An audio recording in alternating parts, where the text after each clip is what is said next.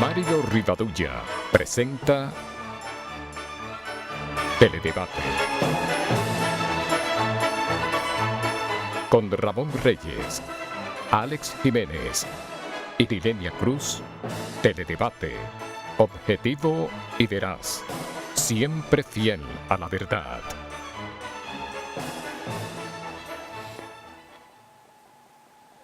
Bienvenidos amigas, amigos televidentes a una nueva entrega de Teledebate. Pues hoy teniendo de nuevo con nosotros a otro compañero, a Ramón Reyes. Señor, aquí y vamos a estar con ustedes como habitualmente por la próxima hora para compartir temas de interés. No estoy mal, estoy cultivando moringa. No, entonces ya tiene que estar como el amigo Fidel. Va a haber sin más de 100 años. Como cada día vamos a comenzar por una frase importante, la de hoy dice así: para tener éxito debemos hacer todo lo posible por parecer exitosos. Y vamos a recordar que ocurrió un día como hoy, pero en el año 1789, cuando el general George Washington fue elegido primer presidente de los Estados Unidos de Norteamérica, ya como nación independiente. En 1794, la Convención Francesa aprobó la abolición de la esclavitud en sus colonias. Y en el año 1844, el padre de la patria, Juan Pablo Duarte, envió una carta de Curazao a su madre y hermano, pidiéndoles que vendieran todos los inmuebles que constituían la herencia familiar y pusieran lo que produjera esa venta al servicio de la causa independentista. Eso da una idea más de la calidad de este hombre excepcional que fue el padre de la patria. Y en el año 1879 el gobierno español concedió la autonomía a Cuba y Puerto Rico. En 1902 nació Charles Lindbergh. Fue el primer piloto que voló en solitario sobre el Atlántico desde San Luis hasta París. El trayecto duró 33 horas y media y lo elevó a la categoría de héroe. Escribió varios libros de gran éxito. En 1954 fue galardonado con el premio Pulitzer. Su vida se vio signada por un hecho trágico cuando su pequeño hijo fue raptado y asesinado. Un acontecimiento que conmovió al mundo. Su vida fue llevada a la pantalla. Sí, en el año 2008, millones de personas se manifestaron de manera simultánea en unas 130 ciudades de distintos países del mundo contra la guerrilla colombiana de la FARC. Representantes de este y del gobierno de Juan Manuel Santos se encuentran negociando desde hace más de un año un proceso de paz que es fustigado duramente por el exmandatario Eduardo Uribe, quien lo califica como una legitimación de los insurgentes fuertemente vinculados a los carteles de la droga. Bien, la cara positiva de Ramón fue el comunicado a la luz pública por la Asociación de Distribuidores de Combustibles, dando garantías del suministro de estos a través de las respectivas redes de estaciones de las distintas compañías suplidoras, frente a la huelga anunciada por la Asociación Nacional de Gasolineras, ANADEGA, que tuvo lugar, a la que califican de prematura y extemporánea. Cualquiera que sean las razones que ésta puede alegar, el país no puede quedar paralizado a expensas de un conflicto de intereses dentro de ese sector. Serenidad, paciencia y disposición de buscar soluciones a través del diálogo deben ser palabras de oro. Estoy de acuerdo plenamente con eso que usted está diciendo. Y con la misma cara, pues oportuna la disposición de que los vehículos que parquean a ambos lados de la transitada avenida Isabel Aguiar, dificultando la circulación por dicha congestionada vía, lo hagan en lo adelante exclusivamente a la derecha. Es la misma medida que debiera tomarse en otras vías públicas donde el tránsito se dificulta por esa razón. Parquean a ambos lados, inclusive en calles estrechas, contribuyendo a los molestosos y a menudo conflictivos entaponamientos. De paso, también los agentes de la MET, sobre todo, deben mantenerse vigilantes para exigir a los choferes que al doblar en cualquier intersección lo hagan por su derecha, que es como debe conducirse y hacerse. Es que algo tan elemental no se enseña en las escuelas de automovilismo, ni tampoco toman en cuenta los examinadores antes de otorgar la licencia de conducción. Una cosa increíble, Ramón, la gente dobla por la izquierda. Sí, señor. Sí. Pregúntemelo a mí. Y no hay manera. Pregúntemelo a mí que estoy diariamente en la calle. Si usted le hace señas porque se enfrentan a ustedes, se ponen molestos. Sí, y te insultan. Sí. Y anda con un bate o un colín en el carro y te lo sacan. Una cosa increíble. Bueno, razón de sobra la asiste al Procurador General de la República cuando se queja de la facilidad con que algunos jueces otorgan libertad bajo fianza a favor de narcotraficantes implicados en el trasiego de grandes alijos de droga. No solo dominicanos, sino en no pocos casos extranjeros sin el menor arraigo en el país, ni ninguna otra circunstancia que lo justifique. A muchos de ellos no se les vuelve a ver el pelo y en ocasiones, aún con impedimento de salida, abandonan el país para seguir cometiendo su fechoría. El Consejo del Poder Judicial debiera imponerse como tarea obligatoria revisar todos y cada uno de estos fallos que generan todo tipo de sospechas que desalientan la lucha contra el narcotráfico y dejan tan mal parada la maltrecha imagen de la justicia, ¿no? La justicia y el país también. Eso, lógicamente. Y mire, algo parecido, otro caso que mueve a profunda suspicacia es el manejo del expediente por el atentado al joven abogado y periodista Jordi Vera, quien si bien salvó la vida, perdió la visión de un ojo. 44 meses lleva el caso en los tribunales sin haberse podido iniciar el juicio. Utilizando todo género de triquiñuelas y frente a la increíble tolerancia de jueces y fiscales que rayan la complicidad, el caso se ha suspendido una y otra vez.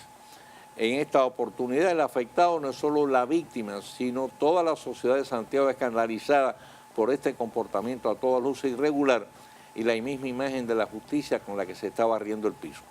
Más frustrante y vergonzoso no puede ser. Estoy de acuerdo. Hace 2 semanas hablábamos aquí de que los abogados de sinvergüenza, porque no le cabe otro epíteto, impugnaron a uno de los jueces. Que ya había sido la Corte, en una impugnación anterior, había fallado que sí que tenían facultad para continuar el juicio. Y ahora, al objetarlo de nuevo, uno de los jueces dijo, bueno, yo lo que creo es que entonces debieran posponer el juicio. Y lo pospusieron.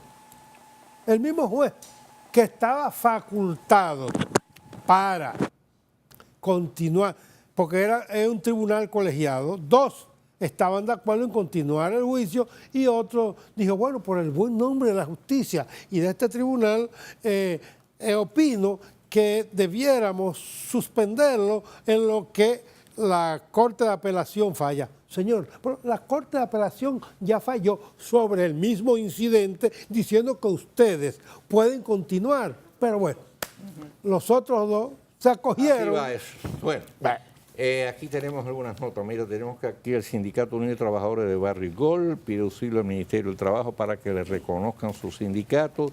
Dice que tiene 642 afiliados a la entidad, que superan más del 50% que exige la ley, porque el total de empleo a la fecha es de 1.132. Agradecemos aquí una carta de la doctora Altagracia Guzmán Marcelino, la directora ejecutiva de SENASA, por comentarios que le dedicamos en estos días con motivo de haber sido premiada, galardonada como empresa modelo, ¿no? Así es. Y tenemos aquí, bueno, que el Centro León, entre sus actividades, anuncia la tertulia Mochila. Esto va a ser este jueves a las 7 de la noche en el Patio Caribeño. Y vamos a recordar que las tardes creativas también se están celebrando desde el pasado 28 de enero y van a durar hasta el 15 de mayo. Arte y Naturaleza, el concurso de arte Eduardo León Jiménez. Por otra parte, acusamos recibo del Boletín Noticias, que como quincenalmente pues, nos envía el gobierno de Taiwán a través de la embajada aquí, siempre con material muy interesante, ¿no? Ahí están recibiendo el turista número 8 millones, que dice que recibió muchos obsequios, ¿no? Bueno, y finalmente tenemos aquí también el periódico El Demócrata, que es el órgano oficial de la Junta Central Electoral, donde anuncia que las cédulas van a ser cambiadas a partir del mes de marzo, que la Junta Central llevó el Senado de proyecto de ley de referéndum y que se están analizando propuestas innovadoras para las elecciones de 2016. También un seminario internacional donde se planteó la urgencia de que se apruebe la ley de partidos y la reforma electoral, lo cual le generó al propio presidente de la Junta Central Electoral una crítica porque dijo que el PLD era responsable de que la ley de partidos no se hubiera aprobado. Sí, que yo dije que estaba de acuerdo con él en ese sentido, porque tal y como señaló el doctor Rosario, teniendo mayoría en ambas cámaras, ¿cómo que tú no vas a imponerte en 12 años? Y eso le ganó a su vez una crítica de uno de los dirigentes de los gurús del PLD, el doctor Euclides Gutiérrez Félix, quien le dijo, Pero a ti te pusimos nosotros ahí. Bueno, es que a todos los jueces los pusieron los partidos. Así Sí. es que tú nos Pero pagas. eso, no, pero eso no es así. Usted no puede pensar que el juez tiene que estar condicionado entonces a los intereses del partido. Naturalmente. Y entonces, ¿qué va a hacer? Vamos a hacer la pausa y regresamos.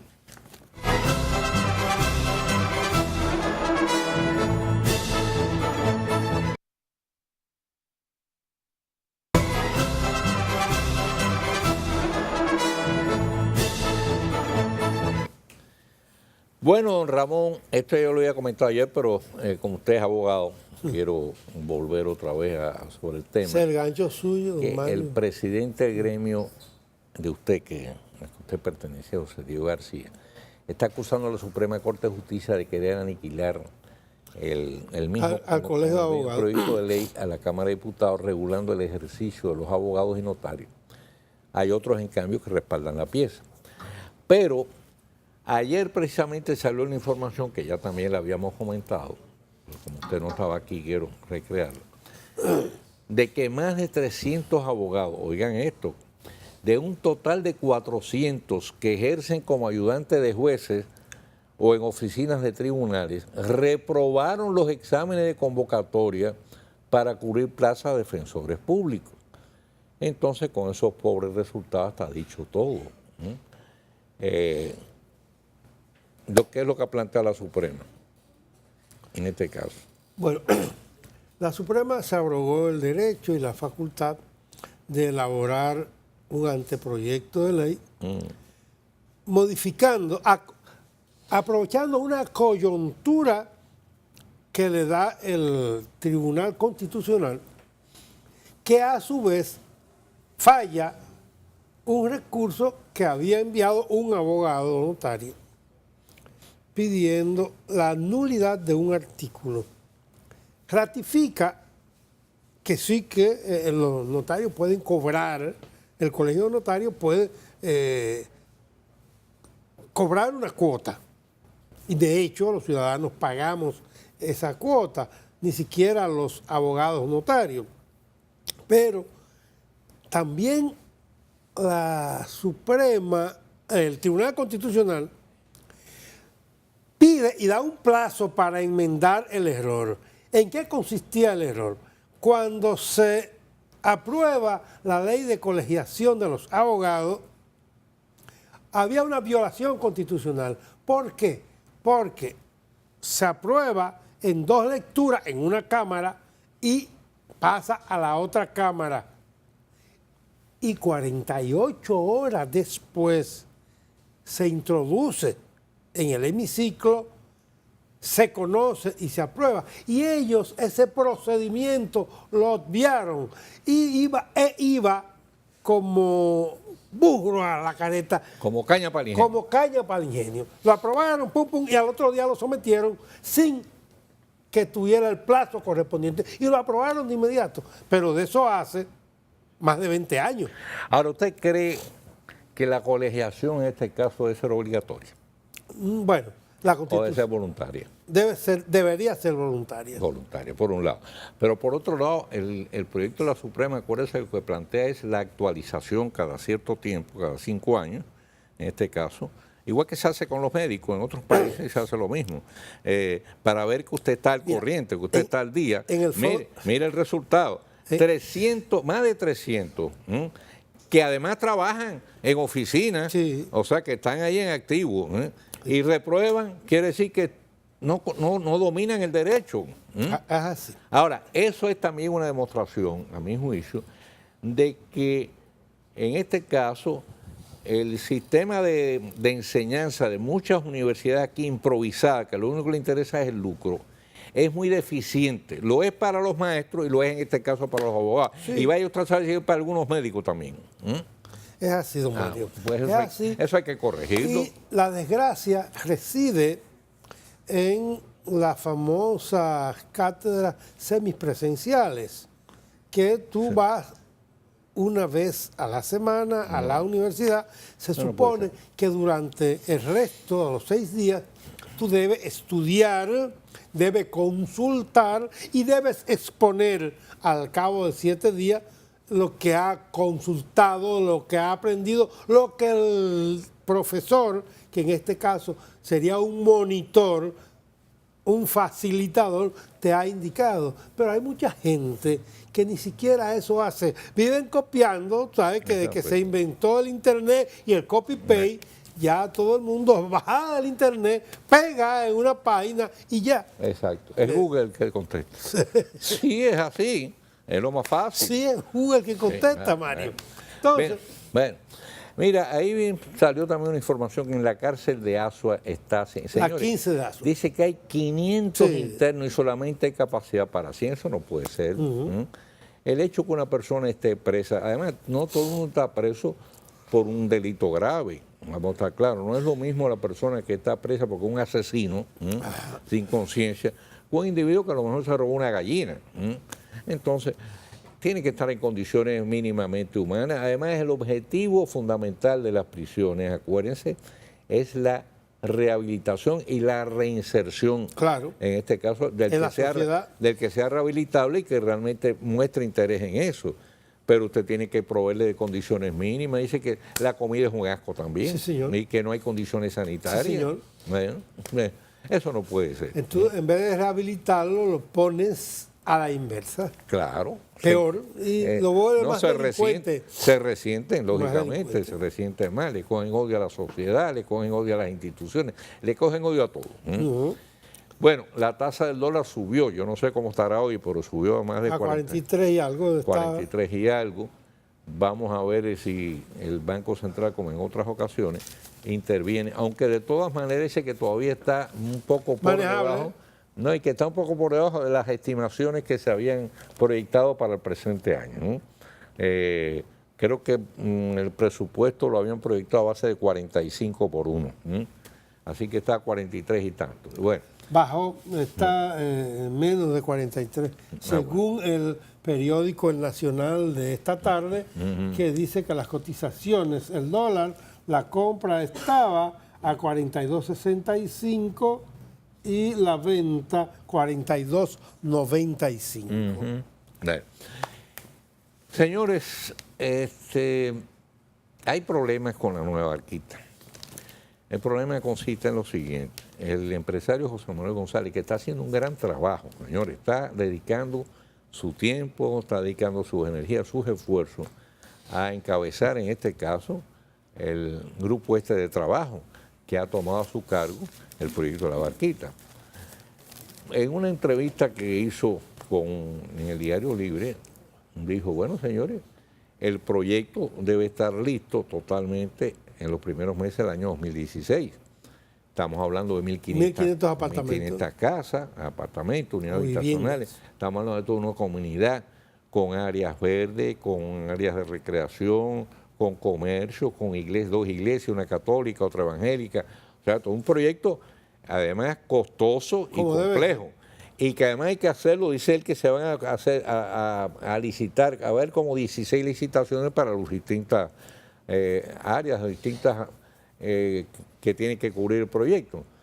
Pues hay gente que dice, bueno, pero el problema es que ahí en los primeros meses de 2016 vamos a estar en elecciones generales y van a abandonar el proyecto. Eso no puede ser así tampoco.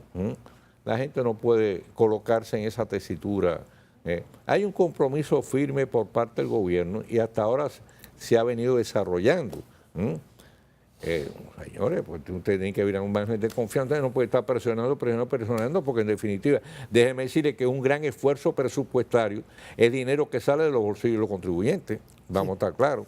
Mira, para proveerle a usted una vida digna, que mucha de esa gente o alguna de esa gente ya una vez fueron reubicados y volvieron. Sí, es correcto eso, Mario. No. Y más aún, hay muchas de esas personas que se han ubicado, entre comillas, en los últimos meses, en las últimas semanas, cuando se dio a conocer que el gobierno iba a hacer un proyecto ahí para ser beneficiario. Pero parece que hicieron una depuración de eso. Sí, sí, claro que sí. Claro. Ahora, la aprehensión de esas personas la entiendo.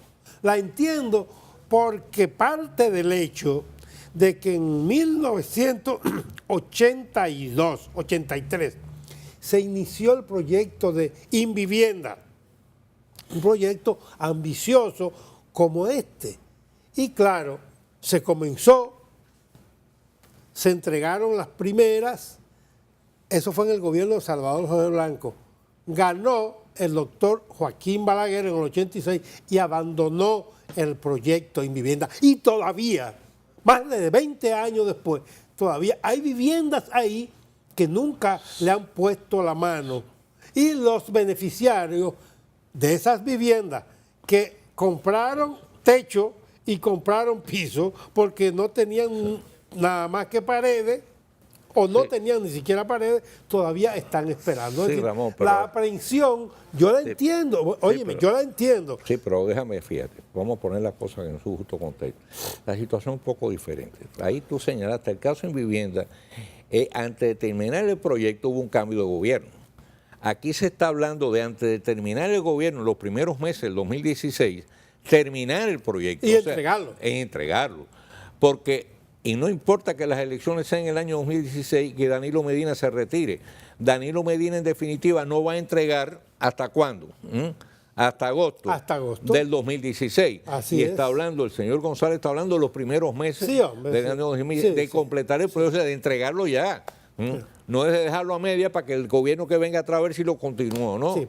Entonces hay que darle también un margen de esperanza, de crédito a un gobierno que se está preocupando y ocupando de resolverle su problema. No presionen tanto, porque no es justo. Sí, vamos a estar claros. Ya te dije, yo entiendo la aprehensión, sí, no bien. presión, aprehensión. Yo lo entiendo, pero también ellos tienen que tener un poco de paciencia en ese sentido y de comprensión. Tú hablas de aprehensión y yo hablo de comprensión. Se le está queriendo resolver su problema. Estamos Ahora, de acuerdo. Aquí lo hemos comentado en estos días, en varias ocasiones, ese interesante serial de reportaje que hizo nuestra colega Minerva. Hizo un trabajo de investigación excelente, extraordinario, resaltando la necesidad y la importancia de preservar lo que nos queda de agua. Digo lo que nos queda porque hemos ya agotado muchas de las fuentes, de manera más irresponsable. Pero ahora resulta que, como reacción a ese trabajo, el director de INAPA dice que hay 8 instituciones regulando el agua en el país. Y ese es el problema. Fíjese, con el transporte pasa igual. Hay una cantidad de organismos, todo mezclado en el asunto, y entonces el transporte es un desastre y es una tragedia. ¿Por qué? Porque son organismos, la mayoría de los casos son organismos inflados desde el punto de vista burocrático, que a veces chocan unos con otros. Así es. Entonces, no tiene ningún sentido que haya instituciones, 8 instituciones regulando el agua en el país. Y por otro lado, el director de la CAS, Alejandro Montá, dice con toda razón que está preocupado porque hay un gran desperdicio de agua y que los ríos de República Dominicana están languideciendo. Miren, desde que Cristóbal Colón llegó al país a la fecha, la geografía de la República Dominicana cambió de una forma increíble. Se estima que han desaparecido totalmente, alrededor de 500 ríos y arroyos. Y la cosa sigue a ese camino.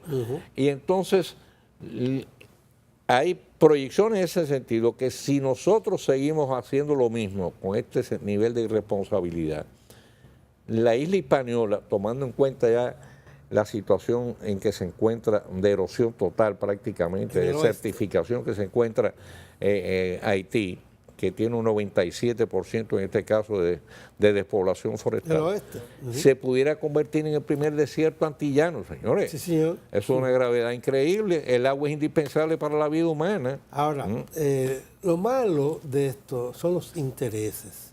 Aquí los intereses y la corrupción permean la vida nacional en todo sentido. Hay una ley que tiene 10 años, un proyecto de ley, la ley de agua, para regular el uso de las aguas en la República Dominicana. Pero no se han podido poner de acuerdo los legisladores, los intereses políticos y los intereses económicos. ¿Por qué?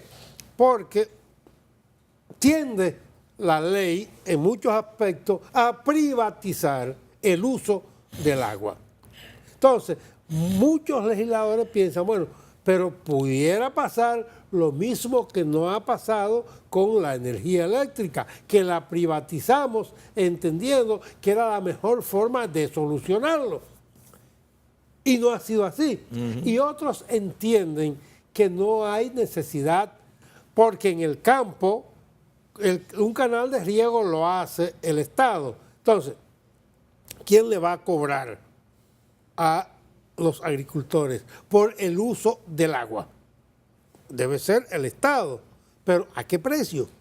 Entonces, porque no es lo mismo el agua para yo tomar, no es lo mismo el agua para yo generar energía, ni es lo mismo el agua para el reguío, para regar, para la siembra. Entonces, son tres usos diferentes y no se han podido poner de acuerdo durante 10 años que tiene ese proyecto de ley.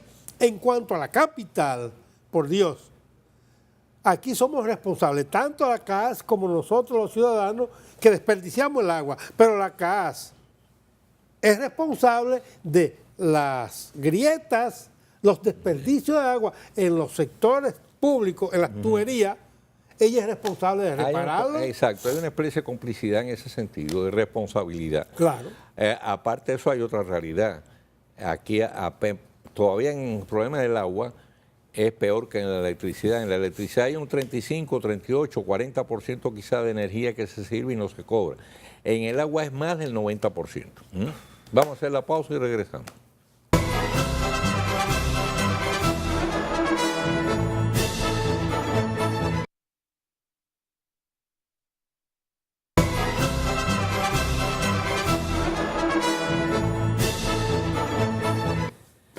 Bueno, mañana el PLD va a elegir los 8 miembros que faltan de la Comisión para completar ahora la Comisión Política, que se amplió. Ahí hay muchas especulaciones, hay muchos rumores, se vuelve otra vez a hablar de que si Danilo va a poner tantos y Leonel más cuántos. 4 y 4. Ya inclusive se habló de 6 y 2. Hay quien dice que Danilo va a poner 6, que Leonel va a poner 2. Bueno, vamos a ver qué pasa. Inclusive se dieron nombres, se pusieron... Ahí vi los nombres en los periódicos de esta nombres. Mañana y el Nacional de ayer. Sí, correcto.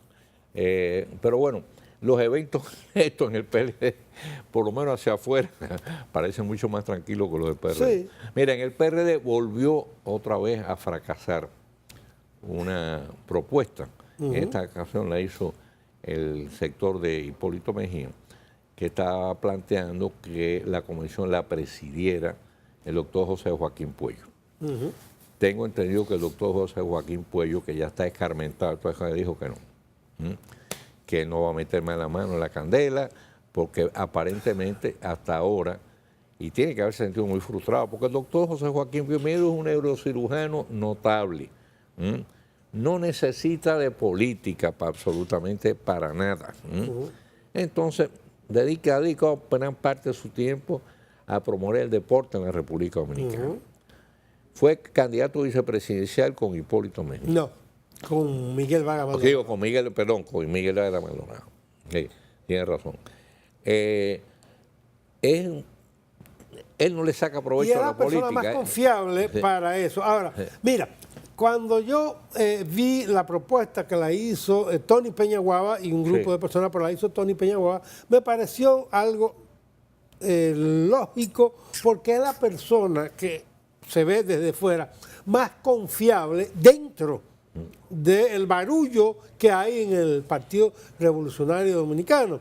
Y cuando leí la negativa... ¿En qué no ha participado? Sí, todo lo contrario.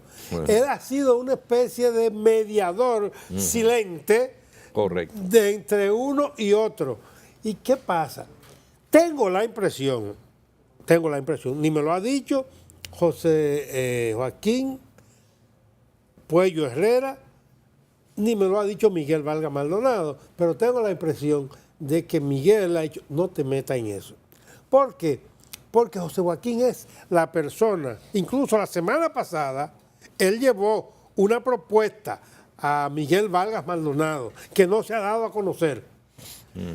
Y él ha estado moviéndose porque es una persona muy cercana al ingeniero Vargas Maldonado, tan cercana que fue su compañero de boleta. Entonces, no es una persona, a pesar de su cercanía con el pero es ingeniero Vargas conflictivo. Maldonado, Además no tiene- es objetado por los otros sectores. Porque además tiene muy buena relación también con Hipólito y porque además es un hombre de mucho prestigio. Claro, que debieran aprovechar ese prestigio ambos lados ¿Ve? para que sirva de unificación, ¿verdad? pero no. Yo te dije una vez aquí, lo dije, los amigos televidentes recordarán, que yo no quería hablar de los asuntos del PLD porque ahí prácticamente para mí no hay nada que hacer porque no se van a poner de acuerdo, porque Miguel quiere ser presidente de la República e Hipólito Mejía Claro. quiere ser presidente de la República, pero solamente hay una presidencia, una sola. Cualquiera que gane, el otro no va a aceptar. Claro. Bueno, ahí está la encuesta Galo que dio hubo dos entregas. La primera fue sobre el tema de los haitianos Ayer, y la segunda fue Hoy. sobre la corrupción. Entonces, ayer, por cierto, en la encuesta sobre los haitianos, hay un 83% de ciudadanos que piden el cierre de la frontera, así que no entre más haitianos, porque realmente en el país está cargando en ese sentido, tiene una carga de más de 600.000 haitianos, entre los que han venido y los que nacieron aquí, descendientes de eso. y quiero decir Y yo creo que yo tengo casi la impresión de que esa cifra no se corresponde con la realidad. Es más, el presidente Danilo Medina, cuando pronunció su discurso, habló de alrededor de 1 millón.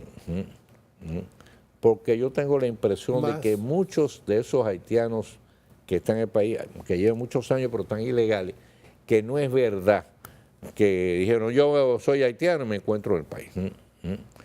Eso y es lógico. Porque el que está ilegal en una situación de esta procura dar las menos pistas posibles. Claro, claro. Esa es la verdad. Pero además, mira, aquí ha habido mucha complicidad en todo. El Estado es uno de los mayores contratadores de haitianos, de mano de obra haitiana. Obra pública. Sí. El metro de Santo Domingo se hizo con un 80% haitiano. El propio presidente Danilo Medina, en este discurso que pronunció en Celán, él dijo, recordó, que existe una ley aquí donde se obliga a las empresas a contratar el 80% de personal dominicano y el 20% haitiano. No, el 20% extranjero. Extranjero, bueno, pero básicamente es haitiano, vamos a estar claros. Y en el discurso él dijo que esa ley se está violando, que en realidad es el 80 extranjero y el 20. Y que el gobierno se ha hecho la vista gorda. Y el gobierno se ha hecho la vista gorda en ese sentido. Vamos a estar claros. Culpable es el gobierno. Sí, sí, culpable es el gobierno. O los gobiernos, porque no es este solo. Es el anterior y el anterior y el anterior. Exacto. Esto es un problema de toda la vida. Vamos a estar claros. No es ni de Leonel, ni de Danilo, ni de Hipólito, ni de que... Con Balaguer estaba más controlado, Sí. Y a mí no me gusta referirme a Balaguer. Lo que ocurre es lo siguiente, que en época de Balaguer se firmaba un convenio de gobierno a gobierno para traer en aquella ocasión a braceros haitianos a trabajar en la industria de la caña. Y cuando terminaban volvían otra vez a Haití. ¿Por qué? Porque comenzando que en Haití había un gobierno dictatorial de fuerza y no se podía jugar con eso. Y aquí era un gobierno, sino un dictatorial, pero autoritario también. Y eso funcionó así. Hoy prácticamente la industria azucarera no utiliza casi mano de obra haitiana. La poca que utiliza es ya de haitianos que llevan muchos años residiendo aquí, que son, por así decirlo, picadores experimentados. O sea, ya no vienen picadores. Y ahora, los haitianos ahora se han orientado hacia otras labores agrícolas, hacia la construcción, hacia el área turística y hacia lo que en Cuba le llaman el cuentapropismo, es decir, trabajadores por su cuenta. Así, venden tarjetas de llamadas. Sí, venden fruta, puestos de fruta, de todo. Motoconchista y no tienen licencia. No, bueno, no toque eso, porque vamos a hablar si los dominicanos tampoco tienen licencia. Tampoco. Así que, Y las autoridades son responsables. Sí, claro. Y de redada en redada creen que van a resolver el problema. Imagínate tú, así es la Es como lo mismo que tú comenzaste hablando hoy de la Isabel Aguiar. Correcto. ¿De quién es responsabilidad la circulación? Pues de AMET. Y nadie le pone caso a AMET. No, porque AMET como un todo, como un ente regularizador, no hace su trabajo. Y para regular el tránsito en la República Dominicana no hace falta tener muchos millones en el presupuesto. Es igual que la sala capitular. Ni tantos organismos, vio. Eso es, no puede La sala ser. capitular del ayuntamiento de la capital, me pregunto, ¿cuándo fue la última resolución que dio declarando como una forma de regular el tránsito en la zona, en el casco urbano, de calles de una sola vía? Que eso operó muy bien en la ciudad colonial, que usted viene desde la Isabel la Católica hacia la Palo Hincado y encuentra que una calle de norte a sur es de una vía y otra, la siguiente calle en sentido contrario, de sur a norte, es de una sola vía también. Entonces, así no hay tantos tapones porque se circula en un solo sentido. Bien, vamos a hacer una pausa y regresamos.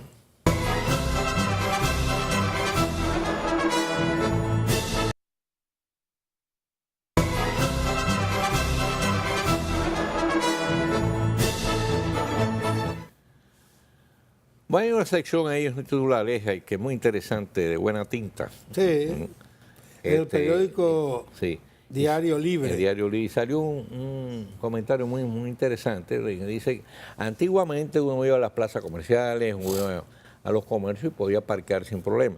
Después entonces se adquirieron el mal hábito, la mala costumbre de cobrarle a uno. Sí. No sé si eso está autorizado, Siempre. Pero lo más grave de eso no es que le cobren, es que además de eso tiene un letrero que dice que no le garantizan la seguridad. Sí. Y uno dice, bueno, ¿y entonces qué es esto? Hemos hablado en más de una ocasión sobre el particular y la directora de Proconsumidor. Hay un reglamento y hay un proyecto de ley diciendo que sí son responsables. Claro. Incluso ella citó... Usted está cobrando, usted tenga un servicio. Tres casos de esas plazas bonitas. Una de ellas en un supermercado, que les robaron a una señora su vehículo y el supermercado en la plaza dijo que ellos no eran responsables. Que esa señora, que quién decía que esa señora había ido a ese supermercado a comprar. Ella terminó en la Suprema y la Suprema le dio ganancia de causa a ella. ¿Por qué? Porque dio el ticket del día en que fue, dio la hora y la factura. Entonces, si yo voy y pago por un estacionamiento, usted tiene que ser responsable de lo que le pase a mi vehículo. Claro, esto tiene que estar incluido en el servicio. Claro que sí. Pero es más, mira, hace 2 semanas, ahí en la Plaza Nueva, que está en la avenida Tiradentes, esquina Gustavo Mejía Ricard, del estacionamiento soterrado, se robaron, hay un cine ahí, en la plaza que le dicen el Metrico, se robaron un vehículo. No apareció, no, se robaron las gomas del vehículo, un vehículo nuevo, la goma de atrás se lo robaron. Y las personas dijeron que ellos no eran responsables. Como el propietario del vehículo además tiene un programa de televisión, dijo que había estado en esa plaza, que les robaron la goma de su vehículo y que la plaza se había descargado, diciendo que ellos no eran responsables. Como lo dijo por televisión, usó sus propios medios para denunciarlo y defenderse. Al otro día lo llamaron y le dijeron que pasara por allá Sí, para resolver el asunto. Pero es penoso que tú tengas que hacer eso. Claro. Como si fuera una cosa personal. Claro. Cuando lo que va a haber es una norma en ese sentido. Institucional. No puede ser. Usted está pagando en este caso por un servicio. Lo menos que pueden hacer es garantizarle que su vehículo va a estar seguro. Protegido por lo menos. Protegido por lo menos. Se nos agotó el tiempo de este segmento. Hacemos la pausa y regresamos en breve con el tiro rápido.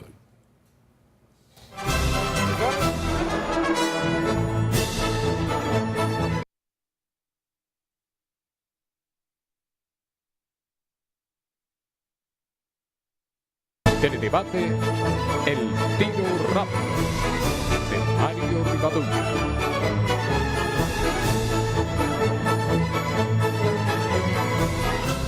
Los chinos reflejan la palabra crisis con el signo de oportunidad. Es una expresión de su filosofía. En vez de lamentarse, consideran que una mayor cantidad de obstáculos y dificultades motiva a poner en juego y sacar a relucir fuerzas que están latentes en uno y que no utilizamos por falta de necesidad.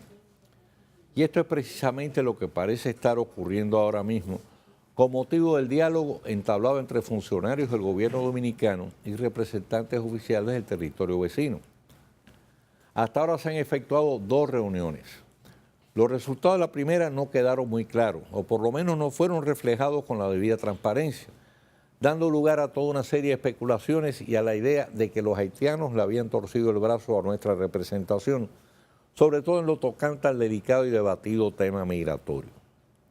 Es una percepción que fue despejada por el presidente Danilo Medina con su contundente intervención durante la reunión de la CELAC efectuada en La Habana, donde con un fuerte tapabocas puso en su lugar al primer ministro de San Vicente. Al margen había dudas por parte de una gran mayoría que de estos encuentros pudiera aflorar nada fructífero. Sin embargo, han surgido acuerdos concretos sobre temas tan importantes como la normativa comercial, el régimen aduanal, la asistencia técnica, el intercambio de información, los esfuerzos conjuntos para combatir el narcotráfico y el crimen organizado, la vigilancia y el control fronterizo, el freno del contrabando, al tráfico ilegal de personas y la documentación de haitianos que ingresen al territorio nacional. Durante todos estos años todavía existe, la llamada Comisión Mixta Dominico-Haitiana. La misma fue creada con el propósito de someter a discusión amigable todos los temas de controversia que pudieran surgir. En una perspectiva más amplia, tratar de impulsar proyectos de común interés para Haití y la República Dominicana.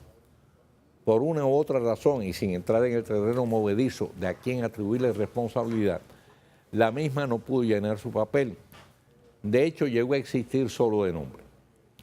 Es ese vacío el que está tratando de llenarse ahora mediante estas negociaciones a un nivel mucho más elevado. Ha sido necesaria esta crisis para que ello ocurriese.